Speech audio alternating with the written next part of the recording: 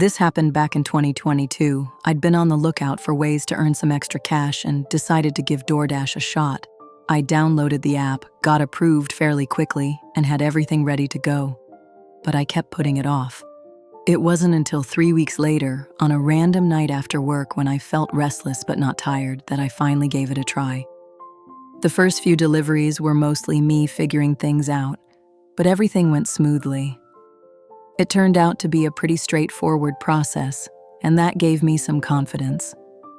After about 3 hours on the road, just past midnight, an order came through that stood out from the rest. The tip estimate was huge, somewhere in the $30 to $40 range, nearly matching what I'd made over the past 3 hours combined. I accepted it instantly, no hesitation. The order was from the 24-hour McDonald's, the only one in town, and it sat right on the outskirts just before the highway turned into empty countryside. As soon as I picked up the food, I realized that's exactly where the delivery was headed, out into the middle of nowhere. Barely 2 minutes into the drive, my phone rang. It was the customer calling. He sounded older, maybe in his 30s, and he didn't come across as particularly friendly. In a flat, almost annoyed tone, he asked me to double-check the delivery address. I was a little thrown off, but I read the address exactly as the app displayed it. After a short pause on the other end, he said nothing, just stayed silent. I was about to ask if it was right, but before I could, he hung up without saying another word. The whole interaction felt strange. His tone was clearly off, and yet here he was offering a massive tip, like someone being generous. It didn't add up. Maybe he just wanted me to handle his order with extra care. But even then, it felt like overkill. Still, I didn't think too hard about it and kept on driving.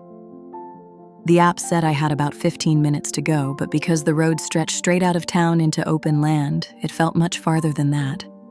Every now and then, I'd pass a small neighborhood or a lone house, but for the most part, it was just empty fields and isolated homes off the roadside. As I kept going, I started feeling uneasy. I couldn't tell if it was the fog that clung to the road, the unfamiliar surroundings, or that weird phone call earlier, but something about this delivery felt off. That sense of discomfort only got stronger when I turned onto a dirt driveway. The fog was thick, and I couldn't see more than a few feet ahead. I realized I was slowly making my way through a field of tall grass, with no clear view of what was waiting at the end.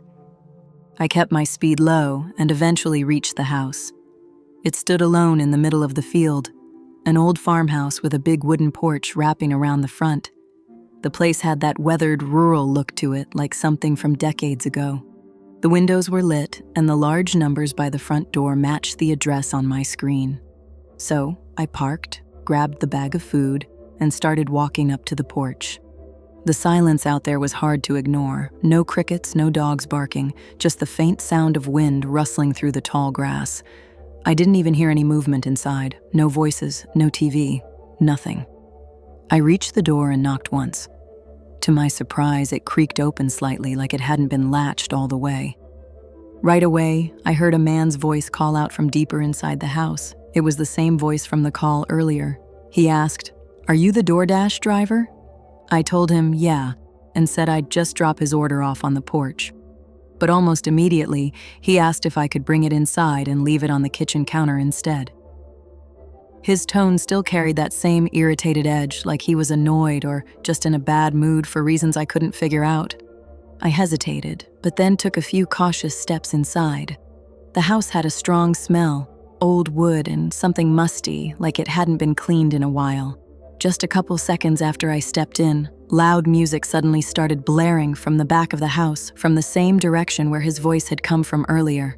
It was some kind of old piano track, and it echoed through the place at full volume. The sudden shift caught me off guard, and honestly, it creeped me out. I called out, "Hello?" But he didn't answer. At that point, I really started second-guessing why I was even still standing there. No tip was worth how off this whole situation felt. Why would he start blasting music as I was walking in, and then go completely silent? As I moved closer to the end of the hallway, I could tell the light was fading. The rooms around the kitchen, especially the one where I assumed he was, were completely dark. That's when I stopped walking. I just dropped the bag right there on the floor and turned back toward the front door. I nearly jumped out of my skin when I saw him. He was standing in the shadows just a few feet away from the door, completely silent. The only thing I could clearly make out was the whites of his eyes, wide open and almost glowing in the dark as he stared at me. It was like I caught him doing something he hadn't meant to be seen doing. That single moment felt like it stretched forever. I swear I thought I saw something in his hands, but I didn't get a good look and can't say for sure. Before anything else could happen, I bolted. I ran out the door, jumped in my car, and tore back down the driveway through the fog until I hit the main road again. I'm almost certain now that he was trying to sneak up to the front door, probably planning to shut it and trap me inside with him. The more I think back on it, the loud piano music might have been to cover the sound of him moving through the house while I was walking down the hallway. That night, as soon as I got back in my car, I uninstalled the app and never opened it again. I've made some bad calls in my life, things I'm not exactly proud of, but whatever that man intended to do, I'm convinced it wouldn't have ended well for me. If I'd hesitated even for a few more seconds and that door had been shut behind me, who knows what would have happened. At the time, I was 28, living by myself in a small city. I'd just lost my longtime job, the one that originally brought me out here, so I was already in a rough place. Getting laid off hit hard, and I wasn't sure what direction to take next. While trying to figure things out, I started applying to anything just to fill the time and keep some money coming in. Eventually, I got a job offer at a small motel on the outskirts of town. After a brief training period that lasted a couple days, I was scheduled for what was basically my first full overnight shift, working the front desk alone. The place was a highway pull-off, about half an hour from the city. There really wasn't anything else nearby, just the motel and an abandoned restaurant sitting next to it. My first few hours on shift were pretty quiet. A few guests checked in, most of them clearly worn out from the road and just looking for a place to crash. Nothing out of the ordinary. There was one guest that night who stuck out in my mind. It was a woman. She looked just as exhausted as the others, but something about her was different.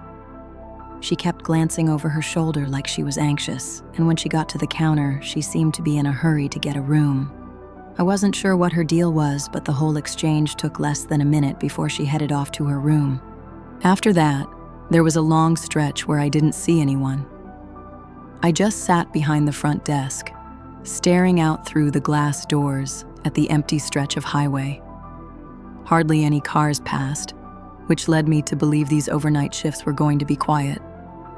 That changed when a man walked in. I never saw a car pull in, so I figured maybe he was someone who had already checked in before my shift started.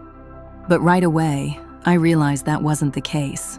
He came up and asked how much the rooms were and whether we had any available. I told him, "Yeah, we've got plenty open. Want me to get you checked in for tonight?" He paused like he was thinking it over, but his eyes kept drifting past me, staring at something behind the desk. Then he said, "No thanks," and turned around and left. The whole interaction left me uneasy. After he walked out, I turned to see what he'd been eyeing. The only thing back there was what I called the key wall, an old wooden board with small pockets where we kept physical keys for each room. This motel didn't use the modern swipe cards like most places do these days. As soon as the guy left, I kept my eyes on the door, expecting to see a car pull out of the lot. But nothing happened. The more I thought about it, the more it didn't make sense. There was practically no chance he'd walked here. The nearest place, a small gas station, was at least 10 miles away, and the idea of someone walking that far along the highway at night seemed unreal. After waiting a moment, I stepped over to the entrance and looked out into the parking lot. The lot was completely still. Just a few cars from the earlier check-ins were parked outside, and that man was nowhere in sight. With nothing else to see, I shut the door and went back to the front desk. The hours were dragging. Since it was my first solo shift, the owner had told me not to worry about anything beyond basic check-ins and checkouts. I wasn't given any other tasks, so I mostly just sat there. About 30 minutes later, the sudden ring of the desk phone made me jump. I quickly answered, noticing the call was coming from one of the guest rooms. A woman's voice came through, She sounded clearly shaken. She told me someone had been standing outside her door and wouldn't go away. I stood up right away and went outside. By the time I got out there, whoever it was had already disappeared. I made my way quickly to her room, which was located at the far end of the building.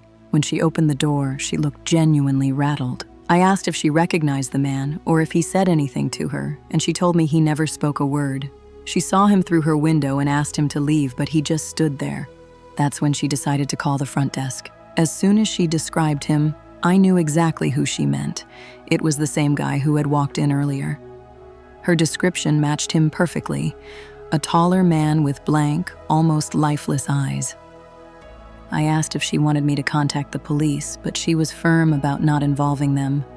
She said she didn't want the hassle and that she was leaving first thing in the morning anyway. All she wanted was for me to make sure he didn't come back. So that was the end of it for the time being. I headed back to the front office and sat through the next couple of hours, going over the whole thing in my head. I kept wondering who that guy really was. What was he even doing here? And why was he watching one of the rooms like that? Part of me thought maybe he was drunk, but thinking back to our earlier interaction, he didn't seem intoxicated at all. Still, I couldn't come up with a good explanation. Then, sometime in the middle of the night, I heard a sudden noise. Something was happening. I heard what sounded like furniture crashing, heavy thuds hitting the walls hard enough to echo through the whole building. I jumped up and rushed out the door. That's when I noticed her door, the one at the far end, was wide open, and the noise was clearly coming from inside that room. I ran over as fast as I could, and when I reached the doorway, I saw exactly what I feared. The woman was backed into a corner, and the same man from earlier was inside the room, standing directly in front of her, blocking any way out. I shouted something, but honestly, I was so pumped with adrenaline I couldn't even tell you what came out of my mouth. As soon as he heard me, he spun around and stared directly at me. His face was twisted with rage, and his eyes were bloodshot. The look he gave me was enough to freeze me in place. Then, without warning, he charged. I stumbled back, thinking he was coming at me, but instead he sprinted right past and took off down the hallway. I watched as he ran straight out to the highway and then vanished into the woods on the far side of the road. I rushed back into the room to check on the woman. Thankfully, I'd made it there before he had the chance to hurt her. Once I knew she was safe, I went back to the office and called 911. Later, I found out that while I was outside trying to help her earlier in the night, the man had circled around the building and slipped into the front room, where he took a spare key off the wall. That's how he got into her room without breaking anything. But there was more. Turns out the woman hadn't been completely honest with me. That man was her ex-husband. The reason she was acting so nervous when she checked in, she'd been trying to get away from him. According to what she later told authorities, he had a history of unstable behavior and violent outbursts. So when I asked her earlier if she wanted me to call the police, she lied, probably hoping he'd just leave on his own and things wouldn't escalate. I can't say for sure what was going through her mind, but I do know that night stuck with me in a way I won't forget. I've thought a lot about how things could have gone differently, what might have happened if he hadn't taken off like he did. There's no telling what he was planning. Strangely enough, I stayed at that job for a few more months. But the truth is, working nights there meant dealing with odd, unpredictable people almost every shift. After a while, it started to wear on me, and when the opportunity came, I moved on. My name's Maxine, and at the time, I was 23. I had just relocated to a new town to be closer to my parents. They lived in the city, but I wasn't interested in living right in the middle of all that, so I picked a smaller town about an hour north. I didn't know much about it before moving, but my parents assured me that most of the nearby towns were decent. Plus, apartment prices there were way more affordable. Before the move, I'd been hopping from one job to the next, never really finding anything that felt like a long-term fit. Once I got settled into my new place and started adjusting to the area, I jumped straight into job hunting. I didn't have much in savings, so I couldn't afford to wait around for something ideal. One of the first job listings I came across was for a small, local grocery store. It clearly wasn't part of any major chain. I'd never even heard of the place before. From what I could tell, it was owned and operated by a single family. I had actually worked in a grocery store for a couple of years back in high school, so I figured I had a decent shot and sent in an application. Surprisingly, just a few hours later, I got a call from someone named John. I wasn't expecting to hear back that fast. He asked a few simple questions, nothing too detailed, and then basically told me I had the job, no formal interview needed. I'll be honest, something about that phone call felt a little off. I couldn't quite put my finger on it. It was just the way he spoke or carried himself in the conversation. There was something about it that made me uneasy. There was one condition attached to the job. They were only hiring for the night shift, specifically for stocking shelves. I'd never worked nights before and wasn't sure how I'd handle it, but living in a small town with limited options didn't leave me much room to be selective, so I agreed to give it a try. 3 days after the phone call, I showed up for my first shift. I brought along everything I needed, paperwork, ID, the usual, and left my apartment around 9:30 p.m. The store closed to customers at 9, so by the time I arrived, the parking lot was completely empty and most of the lights inside were already off. As I walked toward the entrance, I saw John waiting by the front doors, standing still and watching me approach. He opened the door as I reached it and welcomed me in. John was a tall guy, probably around 6'2", and had a solid build. He wore his hair in a buzz cut and had a full, thick beard. He started the night by guiding me all the way to the office in the back of the store so we could go over some paperwork. Walking through the aisles, I noticed the store had a bit of a run-down look. The floors were kind of grimy, the shelves seemed aged, and the overall vibe just didn't feel like the clean, polished grocery stores I was used to. Still, I figured that might just be how small-town stores operated, so I didn't let it bother me too much. Once we got to the office, John started going through the documents while making some casual conversation. At first, it was pretty normal. He asked how I was settling into town and how the move had gone. But then he shifted into more personal territory, asking things like whether I lived by myself, if someone had dropped me off, or if anyone was planning to pick me up later. I answered, but kept it vague. I couldn't help but feel like those questions were a little too specific for a first shift. What made it even more unsettling was the way he kept smiling. It wasn't a friendly kind of smile. It was wide and fixed, almost like it didn't belong on his face. It felt oddly forced, and paired with his overall look, the whole thing just came off wrong. Eventually, I dropped my bag off in the office and we got started with the actual work. John brought me over to one of the aisles where there were a few carts stacked with boxes for me to start stocking. He gave a quick rundown and then left me to handle it. The job itself was pretty simple, so I just focused and got to work. The first hour or so went by uneventfully, but it didn't take long for me to realize something. It was just me and John in the store. There weren't any other employees working the shift. At first, that didn't seem like a big deal, but as time went on, I started noticing something that made me feel uneasy. Every so often, I'd look up from what I was doing and catch John standing at the end of the aisle, just watching me. He wasn't passing through or talking, just standing there, silently, like he'd been there a while. The moment I noticed him, he'd turn and walk away. At first, I tried to convince myself he was just keeping an eye on how I was doing. Maybe it was normal for a manager to check in on a new hire. But the way he was doing it, the silence, the staring, the disappearing the second I looked up, it was unsettling. Something about it wasn't right. It got to the point where I seriously questioned whether I even wanted to stick with the job after that night. The whole environment just felt off, and John was giving me a strange vibe I couldn't shake. Still, I decided to finish the shift before making any decisions. For the rest of the night, I stayed a little more alert than usual. I think it was sometime around 2 a.m. when I saw him again. He was standing at the end of the same aisle, looking straight at me. This time, instead of walking off, he started heading toward me with that same odd, fixed smile on his face. And he said, "What do you say we take our 15-minute break now? Been a long night." I said sure, not realizing he meant we'd be taking the break together. He led me toward the very back of the building, where there was a large, heavy metal door that opened to the outside. He pushed the door open and motioned for me to follow him outside. We stepped out behind the store, into the delivery area where shipments came in. There was a small back lot with just one car parked there. I figured it was John's, but right as we stepped outside, that car turned on and slowly drove off.